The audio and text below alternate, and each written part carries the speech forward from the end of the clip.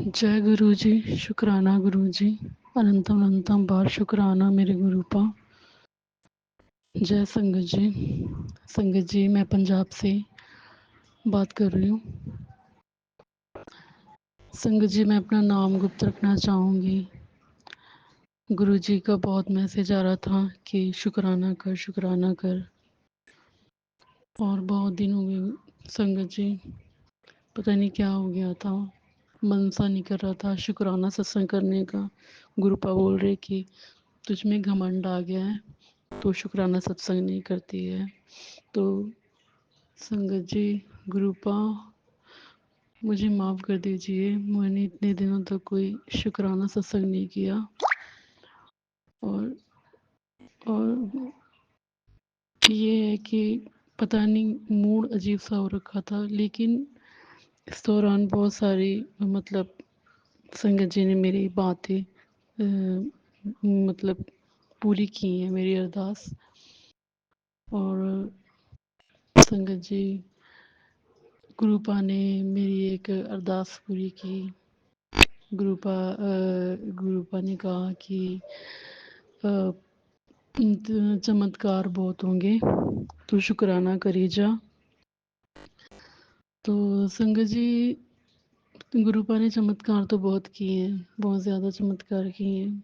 संगत जी, मुझे माइग्रेन की दिक्कत है और माइग्रेन में बहुत बहुत बहुत फ़र्क है।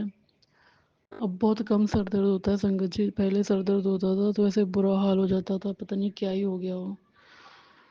पूरा पूरा दिन ऐसे बेहोश हो कि जैसे ना मैं बेड पे पड़ी रहती थी।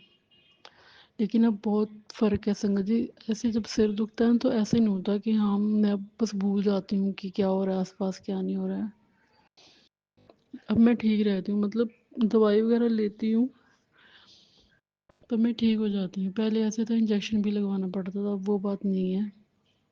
संगत जी, गुरुपा मेरा बहुत ध्यान रख रहे हैं। और मैं एक और बात, गुरुपा ने मेरे हस्बैंड की ड्यूटी मेरे ही शहर में लगवा दी है, अपने ही शहर में लोकल।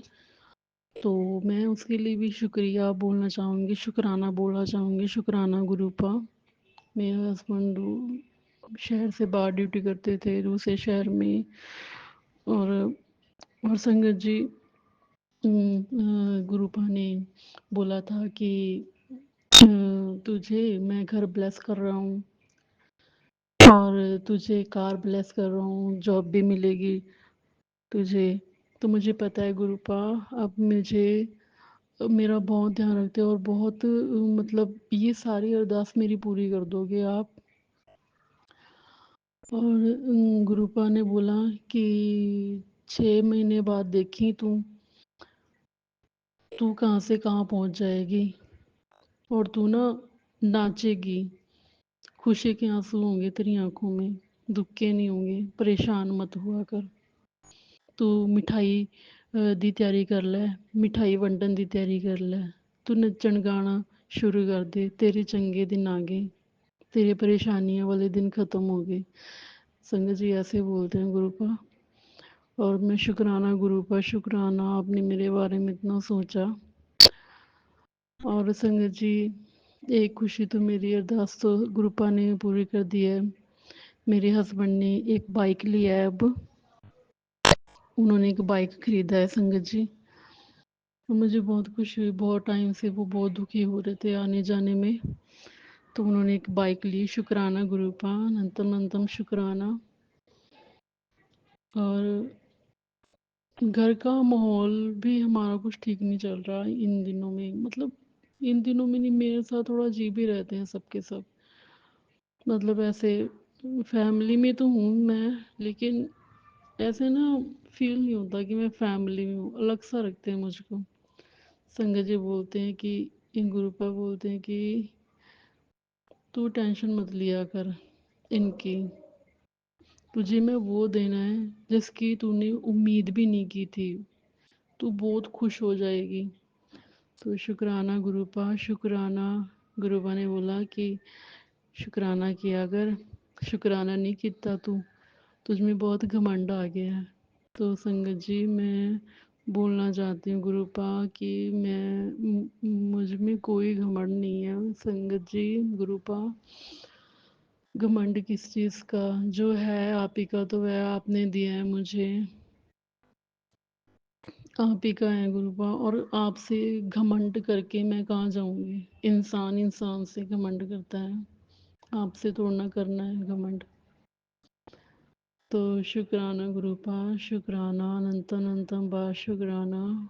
और संगत जी गुरुपा, एक बात के लिए और मैं शुक्रिया बोलना चाहती हूँ। मेरे हस्बैंड का स्वभाव धीरे धीरे मेरे लिए ठीक होता जा रहा है।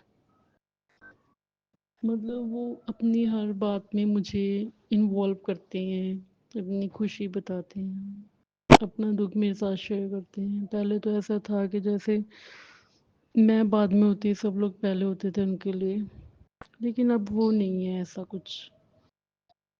मैं ऐसा नहीं बोलना चाहती संगत जी गुरुपा कि भाई हाँ अपनी फैमिली से कट जाओ, पर नहीं, मुझे भी फैमिली समझो। मैं ये बोलना चाहती हूँ, मुझे भी फैमिली समझो आप।